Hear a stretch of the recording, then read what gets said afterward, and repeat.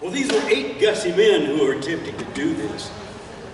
What a daring thing for 8 fathers to do. They were so happy to step off of that raft, having crossed that great river of North America.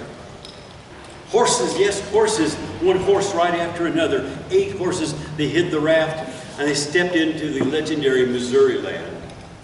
Legendary Missouri land that they'd all heard of in the East, where everything was just there for the taking.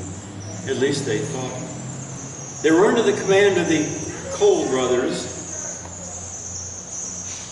Temple and Stephen Cole, they were. All 8 of them had families back home, and they were risking their own lives. Without their lives, their families back home, what would become of them? Then what about the horses? Lose a horse, you lose the farm, you lose your survival. Yet, there was so much at stake, and it was so worth the risk for a little more land to grow onto, for a family to grow into, especially Murdoch, who had 4 children and 1 on the way. So of course he would risk it. That many? Oh, think of the hands that he could have on his farm in the future. Well, as they wandered through the legendary Missouri land, they were astounded, and it was even more lush than they had been told that it would be.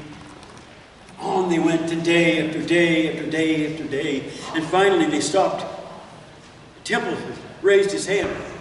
We stop here. Now, Temple had been here before. He knew that where they had arrived was called the Louter River. The Louter River, named by the French many years before. And they all followed Temple's wisdom. He was older than the rest. He knew the land at least a little bit. Well, they all stepped down from their horses and improvised a little bit of a corral there, not to endanger their horses in the slightest or anything more than they absolutely had to risk.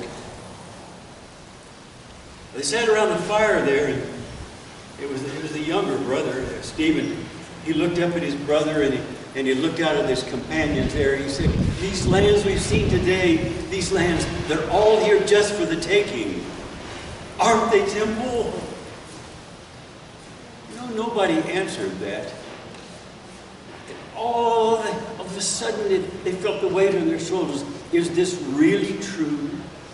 That this is just for the taking, just for us? It certainly happened before, but is this one of those times? They had no idea. Well, sleep came easy because exhaustion and excitement, they were relaxed with the camaraderie among them. Suddenly sometime before dawn, they heard the clamor of the collapsing corral and the sound of excited horses this and in that direction. And they came together, and they had no idea what it was that they were hearing. And they heard the shouting of voices in a language they could not understand. They knew that it was the pounding of hooves of horses as they attempted to escape. And then a very thoughtless explosion came from a flintlock rifle into the air. And then silence. They looked at each other wondering, should we speak, should we whisper? They saw the beginnings of the dawn, and they could look about a little bit. And just another minute or so, they could see that they could just barely discern the remains of the corral and no horses. Well, a bit of a roundup, and they came up with a total of 4. 8 is what they started out with. Now 4. 4 families not able back in Illinois to earn a living. Could this actually happen? Well, Temple called them in, came closer, and he knew the seriousness of their survival or not. He said, "Men, they could have been Osage, but I think maybe not. They're a little too far to the west. I think they were probably Potawatomis, and they're very good at stealing horses. And we know that firsthand." Now what, Temple? They said, now what? Okay.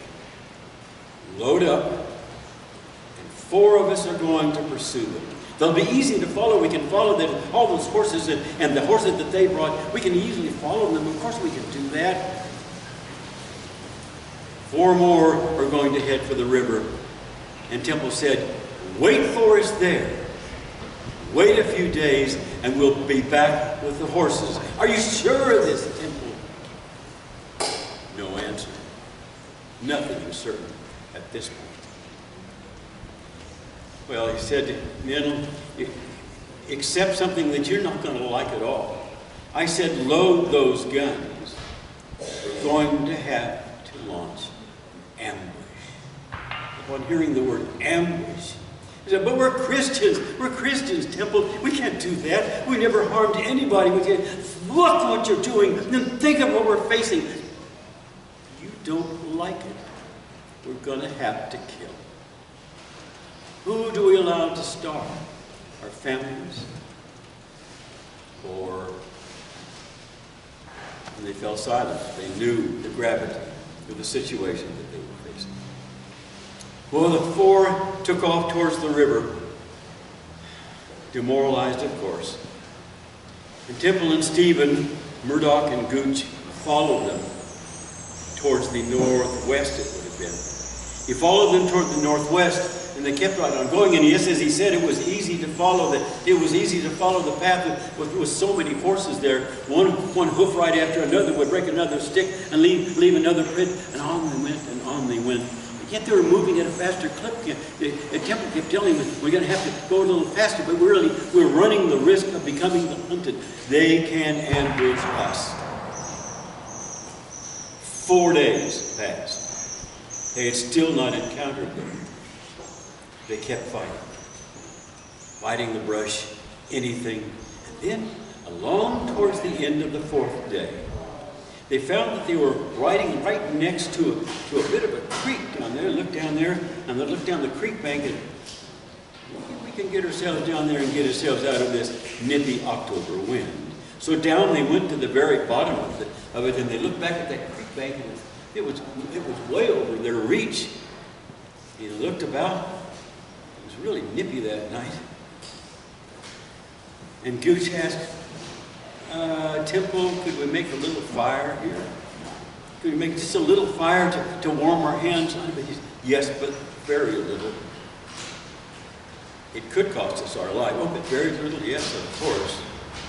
As the minutes passed, the temperature was plummeting. As they knelt next to the little fire, feeding it with little sticks here, a little twig there, a little bit here, and a little leaf there, and then a branch. And it was cedar, and it exploded in the flames.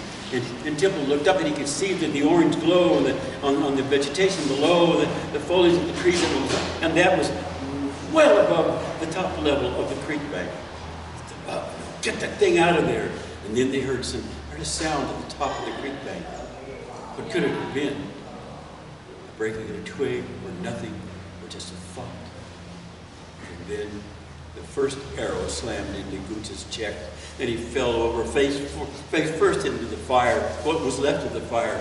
And they scrambled first in this direction, they're towards the creek bank, and they hugged the creek bank, the 3 of them now, Murdoch and Stephen and Temple there, as they, against the poison ivy, the roots hanging from this creek bank. They knew that it was the only possibility they had of surviving this.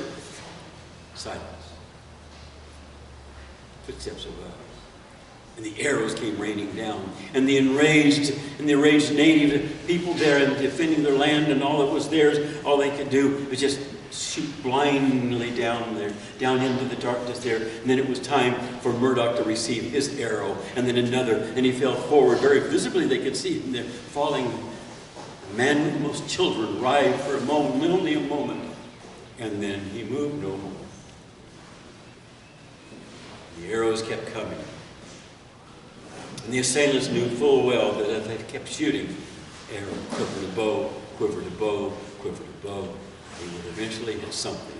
And it was time for Stephen to receive his arrow. It entered next to his right ear and plunged deep into his chest. And he fell to his left right into his brother's arms. And he held his brother, the brother that he had failed Hold on.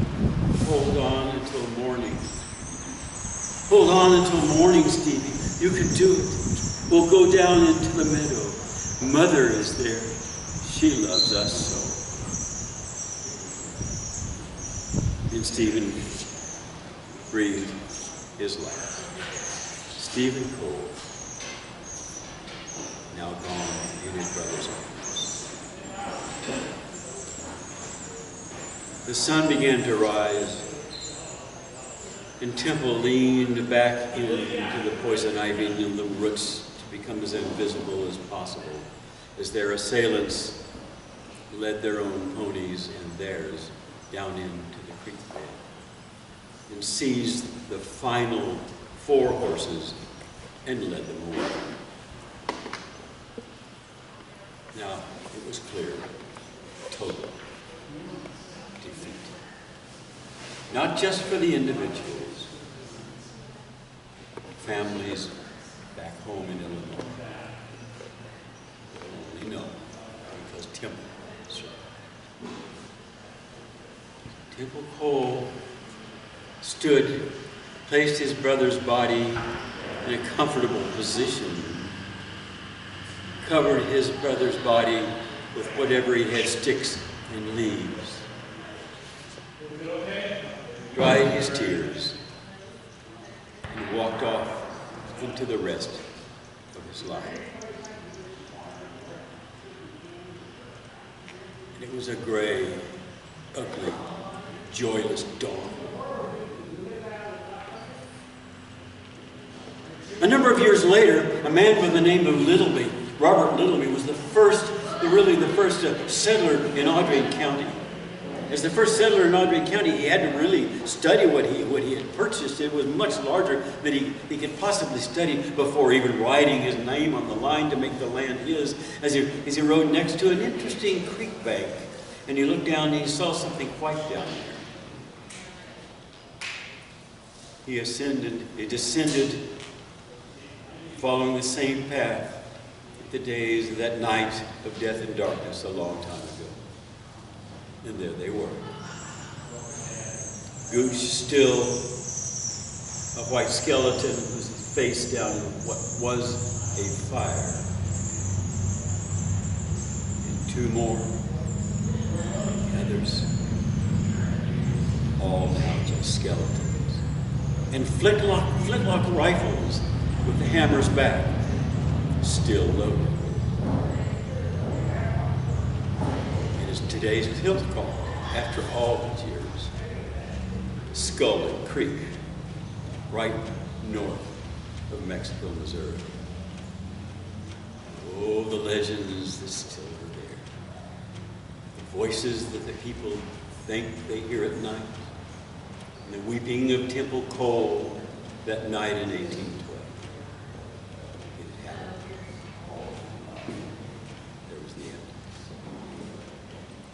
Now let's take a look at what we've learned with this and a 1,000 other things that have happened. And let's look at this great state of Missouri and all that it took to put it together, and all the tears that were shed, and all the blood that was shed to make this great state. And it didn't just happen.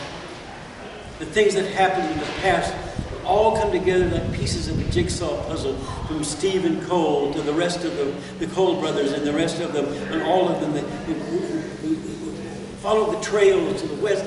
No way they could know what was waiting for them out there beyond Missouri's border with whatever was there. Let's take a look at the great state of Missouri. Sweet home Missouri. It didn't just